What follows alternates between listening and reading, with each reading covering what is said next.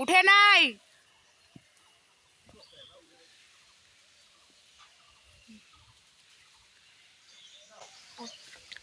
Good morning everyone, welcome back to my channel Pompi lifestyle 100K। তো তোমরা সকলে কেমন আছো অবশ্যই কমেন্ট করে জানাবে। আর আমি কিন্তু ঠান্ডায় আবার গলা চাপা পড়ে গেছে। তো যাই হোক, ছোটদের অনেকটা ভালোবাসা ও বড়দের প্রণাম জানিয়ে শুরু করছি আজকের দিনটি। পিছনে রয়েছে আমার মা, আমার মেয়ে, তার সঙ্গে রয়েছে আমার ভাগিনা। তো চলো ব্লগটা শুরু করছি আজকে, তোমরা দেখতে থাকো, কন্টিনিউ করো। তোরা আমি রয়েছে এখন আমার বাড়ির সামনেটাই, আর এই হচ্ছে সকাল সকাল কুল খাচ্ছে। এখনো কিন্তু উঠে এখনই মুখটা ধুয়ে নিল। এটা প্রীতম দেখবে ভিডিওটা, প্রীতমের জন্য ভিডিওটা দেখা। প্রীতমের জন্য কিছু দাদা দেখ, সকাল সকাল মুখ ধুয়ে আমি বড় বড় কুল পাড়ায় খাচ্ছি, একদম গাছ থেকে নিয়ে। বিশাল ব্যাপার, তুই খাজা খা, তুই যখন আসিস নাই। তারপরে দেখো এদিকে আমার মা লাউ লাগিয়েছে, লাউ কিন্তু ফল ধরে গেছে। বাবা এটা ছিড়িস না তুই, না বাবা। ধর তো, দেখা তো ক্যামেরাটা চালাবো পরিষ্কার করে ধরবি। আমি যে দিতে যাচ্ছি বেগুন গাছ দেখি, বেগুন গাছ দেখা যায় আমাকে। হ্যাঁ, এই সাইডটা দেখা একবার। আমার মেয়ে বেগুন গাছ, আমার মা বেগুন গাছ লাগিয়েছে। বেগুন গাছে ফুল আসছে কিন্তু।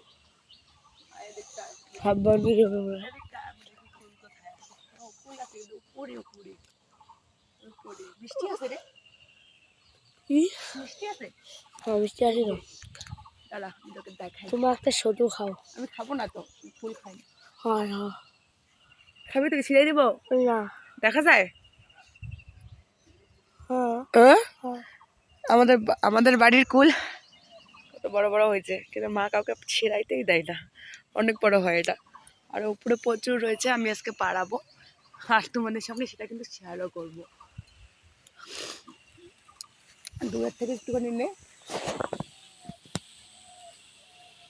ক্যামেরাটা অন আছে। তো কারা কারা এই কুলটা খাবে অবশ্যই আমাদের বাড়িতে আসবে, মানে আমার বাপের বাড়িতে, আমার শ্বশুর বাড়িতে কিন্তু না। অনেক বড় বড় কুলটা হয়, কিন্তু কুল আপেলের মতনই হয়, কেনাগুলোর মতো, কিন্তু মিষ্টি। ও আমার ননদের ছেলে খাচ্ছে, তার জন্য ভাবছে যে মিষ্টি। দাদা দেখো কত বড় জায়গাটা। আমার শ্বশুর বাড়িতে শুধু চারিদিকটায় চা বাগান আর চা বাগান। এদিকটা কিন্তু সেরকমটা না। এদিকটা কি আমি অবশ্যই তোমাদের সঙ্গে শেয়ার করব। এদিকটা কিন্তু অশেষা কৃষি বেশি হয় সব কিছু। যেমন এদিকে সুপারি বাগান, তেজপাতা বাগান রয়েছে। তারপরে এদিকে দেখো বিভিন্ন ধরনের গাছপালা, কিন্তু আমার শ্বশুর বাড়িতে এরকম কোনো গাছপালা অন্তত নেই। আর এদিকে দেখো আমার মা লাউ লাগিয়েছে, এদিকে হচ্ছে বেগুন, কুমড়ো, মানে বিভিন্ন ধরনের। আর এদিকে তো বিরাট একটা কুল গাছ। তো যাই হোক, আমি কিন্তু কুল খাই না। অনেক আমি আমার বিয়ের হচ্ছে তোমাদের দাদা ভাইয়ের সঙ্গে রিলেশন করার 1 বছর পর থেকে আমি কুল খাই না। কুল নিয়ে একটা কাহিনী আছে, তোমাদেরকে বলবো না। তো এই কারণেই হচ্ছে আমি কুল খাই না। তো চলো একটা জিনিস তোমাদেরকে দেখাই। এই যে দেখো আমাদের অনেক বড় একটা দোলা, তারপরে অনেকগুলো মানে এপাড়া ওপাড়া রয়েছে। আর এখানে দেখো কত ঘন বাড়ি। আমার একটা কাকুর বাড়ি, এটা হচ্ছে সবচেয়ে বড় জেঠুর বাড়ি। তারপরে ওই দিকটা রয়েছে ছোট কাকুর বাড়ি। তারপর ওদিকে আরো 3টা জেঠু, একটা কাকু রয়েছে। আর চলো ওদিকটাকে গিয়ে আসি। আর তারপরে আমাদের বাড়িটারই সব কিছু তোমাদেরকে একটুখানি দেখাবো, ঠিক আছে? সবটা তো দেখানো সম্ভব নয়। তো ওই যে আমার মানে শ্বশুর বাড়ি আর আমার বাপের বাড়ির মধ্যে কিন্তু বিরাট পার্থক্য। তারপরে হচ্ছে কাকুদের বাড়িতে একটুখানি ঘোরাঘুরি করে চলে এলাম বাড়িতে। আর ডান দিকে রয়েছে আমাদের বাড়ি, বাঁ দিকে রয়েছে ছোট মেজো জেঠুদের বাড়ি, তারপরে ছোট কাকুদের বাড়ি, তারপরে হচ্ছে একটা দাদার বাড়ি। তারপরে এই যে দেখো আমার এই দিকটা পিছনে দেখো যে ফুলওয়াল ঘরটা দেখা যাচ্ছে একদম লাস্ট মাথায়, ওটা একটা পিসির বাড়ি। তারপরে রয়েছে আমার জেঠুর দোকানটা। তো চলো, দোকানটা একদম লাস্ট মাথায়, তারপরে কিন্তু পাকা রাস্তা। আর আমি কিন্তু যাচ্ছি এখন দোকানের ওখানে। দেখেছো কত ঘন বাড়ি। এই সাইডটা কিন্তু আরও 4-5টা বাড়ি রয়েছে। মানে এখানে যারা রয়েছে আমরা কিন্তু সব আমার বাবার দাদা ভাই, মানে আমার কাকু জেঠু পিসি, মানে সবাই মিলে কিন্তু আমরা একটা অনেক বড় পাড়া রয়েছে, ঠিক আছে? তারপরে চলে এলাম দোকানের সঙ্গে পাকা রাস্তা লাগানো। তারপরে রয়েছে আমাদের জলঢাকা নদীর মানে জল ঢুকে, এটাও একটা নদীর নালা, বড় নালা, একদম নদীরই মতো। তারপরে রয়েছে একটা মানে সরকার বা তারপরে মণ্ডল, এরকম একটা অনেক বড় পাড়া। তো এখানে টাইমকল থেকে সকলে জল আনে, ওখান থেকে জল টল নিয়ে সবাই বাড়ি চলে এলাম সকাল টাইমটা। তারপরে এখানে দেখি হাজারি গোলাপ ফুলের গাছ, এটা আমি জল পেশে নেওয়ার জন্য পাগলা হয়ে গেছিলাম। সেই গোলাপ গাছটা আমার মা যেন কোত্থেকে এনে লাগিয়ে দিয়েছে। ও ভাই, এটার তো আমি প্রেমে পড়ে গেছি। ছোট্ট ছোট্ট হাজারো হাজারো গোলাপ ফুল ফোটে।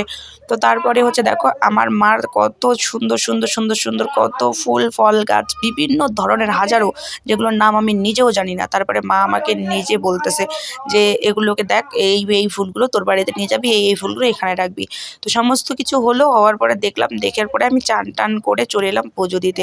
কারণ আমার বাপের বাড়িতে একটা নিয়ম রয়েছে, আমার বাপের বাড়িতে পুজো না দেওয়া পর্যন্ত আমাদের উনুন ধরাবো না, এবং আমরা ভাত টাত কিচ্ছু রান্না করবো না, প্লাস খাবো না।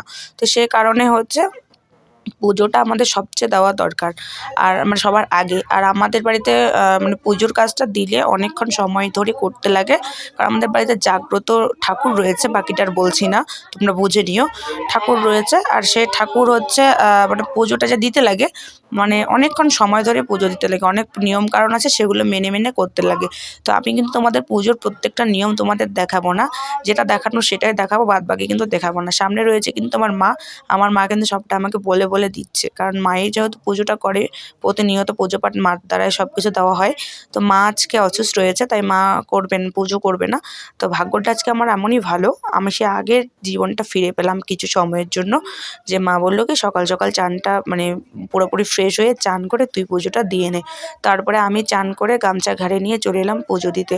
আর আমরা কিন্তু থালার মধ্যে প্রত্যেকটা ঠাকুরকে দেই, এটা হচ্ছে বাড়ির বৃন্দাবনী ঠাকুর। তারপরে কি কি রয়েছে আমি জানি না, মানে আমি জানলেও বলতে পারবো না, মানে নিষেধ রয়েছে। তো চলো আগে পুজোটা দিয়ে নিই। এবার তো এক কথা বলতে চাই না, আর বলতেও পারি না, যে আমার বাপের বাড়ি আমার শ্বশুর বাড়ি অনেকটা তফাৎ, অনেকটা পার্থক্য আকাশ পাতাল। সেটা আমি তোমাদেরকে বারবার অনেক ব্লগে বলেছিলাম। তো বাইরের পুজোটা দেওয়া কমপ্লিট হলো, মানে উঠানের আর কি। তারপরে চলে এলাম ঘরের পুজো দিতে। এটা আমাদের ঘরের ঠাকুর। ঘরে কি কি ঠাকুর রয়েছে তোমরা একটু দেখে নাও, যারা গেস করতে পারবে বলতে পারবে তারা কমেন্টে বলবে, আর যারা বলতে পারবে না তারা মানে কি বলবো, মার কাছ থেকে পারমিশন নিয়ে অন্য একটা ব্লগে বলার চেষ্টা করব। তো চলো এখানকার পুজোটা আগে মন দিয়ে করে নিই, তারপরে আবার বাইরে কত ঠাকুর রয়েছে, কত পুজো পাঠ করতে হবে, কি কি করতে হবে তোমাদের সঙ্গে শেয়ার করব, তোমরা কিন্তু দেখলেই বুঝতে পারবে। তো পুজো দিতে কিন্তু আমাদের অনেকটা সময় চলে যায়, আর আমার বাড়িতে কিন্তু মানে আমার বাপের বাড়িতে কিন্তু সমস্ত কাজের আগে সবার ফার্স্ট কিন্তু পুজোই দিতে হবে, নাহলে তুমি রান্না করে কিছুই করতে পারবে না, রান্না করে খেতেও পারবে না। এটা হচ্ছে মেন কথা। কিন্তু আমরা ওই বাড়িতে সেরকমটা নেই। তারপরে ঘরের পুজো দেওয়া হয়ে গেল, ঘরের পুজো দিয়ে চলে এলাম মানে আমার যে গোয়ালঘরের পুজো দিতে। তো এখন চলো গোয়ালঘরের পুজোটা দিয়ে নিই।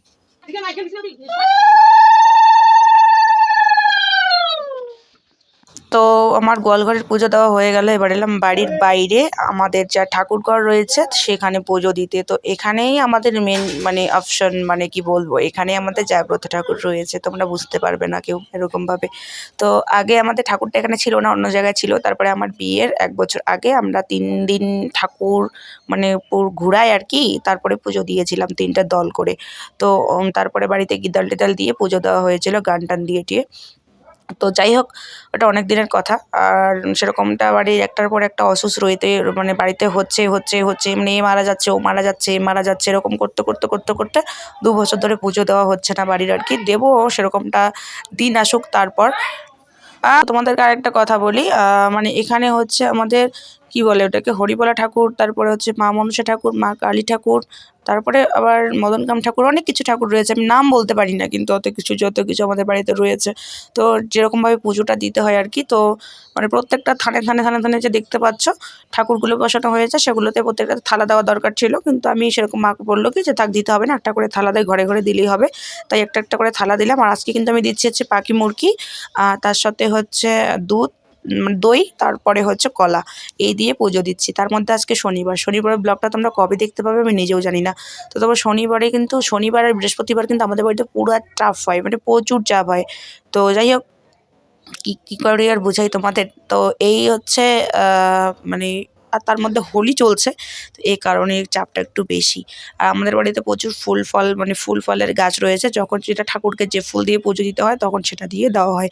এদিকে আমার কাকাতো বোন আমাকে আবির এনে দিল, আর আমি একটা ছোট্ট করে যে মানে যেরকমভাবে পেয়েছি সেরকমভাবে আলপনা দিলাম, আর 4-5টাতে ছিটিয়ে নিলাম। তো পুজোর কাজ শেষ হলে আমরা এখন খাওয়া দাওয়া করতে পারবো, রান্না বসাবো, খাওয়া দাওয়া করবো, বাদ বাকিটা তোমাদের সঙ্গে আস্তে আস্তেই করবো, আস্তে আস্তেই শেয়ার করবো। তোমরা কিন্তু দেখতে থাকো, আর কেমন হয়েছে অবশ্যই কমেন্ট করে কিন্তু জানাতে ভুলবে না, ঠিক আছে? তো আমি কিন্তু সেরকমটা আর্টিস্ট জানি না, যতটা পারি আর কি চেষ্টা করি দেওয়ার। তো তোমরা দেখতে থাকো, ব্লগটাকেও স্কিপ করো না। তারপর আমি পুজো দেওয়া শেষ হতে না হতে চলে এলো আমার গোষ্ঠীটা পুরো, আমার জুনিয়র টিম সব বুনু ভাই আমার মানে আমার যত ছোট আমার বংশের মধ্যে সবাই এখানে, মানে কিছুজন আর কিছুজন এখানে নেই, ওরা খেলতে ছিল।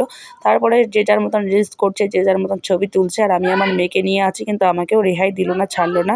শেষে ওর জিজুকেও ছাড়লো না, ওকে তো একবারে ধরে পুরো শেষেরটা তোমরা দেখলে হাসতে হাসতে পাগল হয়ে যেতে। তারপরে আমি গেলাম বাইরে এখান থেকে, কিন্তু বাইরে যাওয়ার পরে যা ঘটনা ঘটলো, আমি তো পালাতে মানে পালিয়ে বাঁচলাম কিছু মানে সময়ের জন্য, নাইলে আমার অবস্থা পুরো শেষ হয়ে যেত। যা তো মেয়েকে নিয়েছি কোলে, নাইলে তো আমি ধরতাম, কিন্তু ধরা যেত না। বুনু দৌড়ে আসছে, তোমরা দেখতেই পাচ্ছ, আর ভাই আমাকে প্রণাম করছে, আবির দিচ্ছে। এদিকে আর একটা ভাই আমার তো জম্মু কাশ্মীর থেকে আমার জিজু ছুটি নিয়ে এসেছে, তার সঙ্গে হচ্ছে আরও এক জিজু রয়েছে, টিচার, স্কুল টিচার, এই যে দেখতে পাচ্ছ। তারপরে মানে মানে 4-5টা জিজু এসেছে, তার সঙ্গে দাদারা পুরো ধরে একবারে সবাইকে, মানে শাশুড়ি, শালি, শালার বউ সব কটাকে ধরে একবারে মানে যা পাচ্ছে একেবারে রং আবির দিয়ে শেষ। আর এদিকে কিন্তু দাদার শালা দাদারা সবাই আসছে, আর এদিকে কিন্তু মানে ভিডিওটা করেছে আমার ননদের ছেলে, আর আমি কিন্তু ঘরে গিয়ে দরজা আটকে দিয়েছিলাম শেষে। তারপর অনেক রং কাদা খেলানো হলো, তারপর চলে এলাম আমাদের একদম বাড়ির পাশে, মানে আমাদের বাড়ির পশ্চিম দলায় মেলা হচ্ছে, ওখানে চলে এলাম। অনেকে ভিডিওটা দেখবে, অনেকে আমার সাথে মেলায় দেখাও করেছে, দেখাও পেয়েছে। আর সবচেয়ে বেশি ভালো লাগে কিছু সাবস্ক্রাইবারের সঙ্গে দেখা হয় এবং কিছু সাবস্ক্রাইবারের সঙ্গে ছবি তুলি, কিন্তু সেগুলো আমি পোস্ট করতে চাই না বা সেগুলো আমি প্রকাশ করতে চাই না, কারণ লজ্জিতের ব্যাপার, আমি একদম ছোট্ট ক্রিয়েটার। তো যাই হোক বন্ধুরা, এখানে হচ্ছে প্রত্যেক বছরে যে ঠাকুরের নীলাটা দেয়, এটা আমার কিন্তু দাদা বৌদি হয়, মানে আমার বাবার হচ্ছে ভাগিনা আর ভাগিনা বউ, কিন্তু মানে এরা নীলাটা দেয় আর কি, এখানকার মানে পূজাটা করে। তো যাই হোক, এখানে যত বাড়িতে মানে রাধাকৃষ্ণ কানাইয়া ঠাকুর যার যার আছে সবাই কিন্তু এখানে এনে এরকমভাবে বসায়, আর সকলকে এখানে মানে পাখি মুরগি, তারপরে বাতাসা, টাকা দিতে হয়। তো আমি খুচরা টাকা আর পাখি মুরগি এনেছিলাম, তো এগুলো নাকি দিতে হয় এই ঠাকুরকে, আমরা প্রত্যেক বছরে দিই। আর প্রত্যেক বছরের মতন আমিও এবারও দিচ্ছি, কারণ আমার মা আর বাবারা এবার কেউ দেয়নি, তো আমার হাত দিয়ে দেওয়া হলো। তো যাই হোক বন্ধুরা, আর এদিকে হচ্ছে আমার দাদারা মেলায় এসেছে, মানে আমাদের অল ফ্যামিলি মেলায় চলে এসেছে, মানে সবাই আর কি। যাই হোক, আর তার সাথে সাথে কিন্তু অনেকের সাথে দেখা হয়েছে, ফেসবুকে অনেকে পোস্ট দেখেছে। আর আমি সেরকমভাবে এখনও এডিট কিছু করতে পারিনি, নর্মালভাবে ছেড়ে দিচ্ছি। তো যাই হোক, আজকের মতো ভিডিওটা আমি এখানেই শেষ করছি। কেমন হয়েছে অবশ্যই কমেন্ট করে জানাবেন। যদি আমার ভিডিও সত্যি তোমাদের ভালো লাগে, তাহলে একটা লাইক, একটা সুন্দর কমেন্ট করে চ্যানেলটা সাবস্ক্রাইব করে আমার পাশে থাকবে। তো যারা চ্যানেলটা সাবস্ক্রাইব করেছো, প্রতিনিয়ত আমার ভিডিও দেখো, তাদেরকে মন থেকে অনেক অনেক ধন্যবাদ। তো চলো, বোন আর আমি মিলে আজকের ভিডিওটা এখানে শেষ করছি। দেখা হচ্ছে নতুন একটা ব্লগে। ততক্ষণে সবাই ভালো থেকো, সুস্থ থেকো।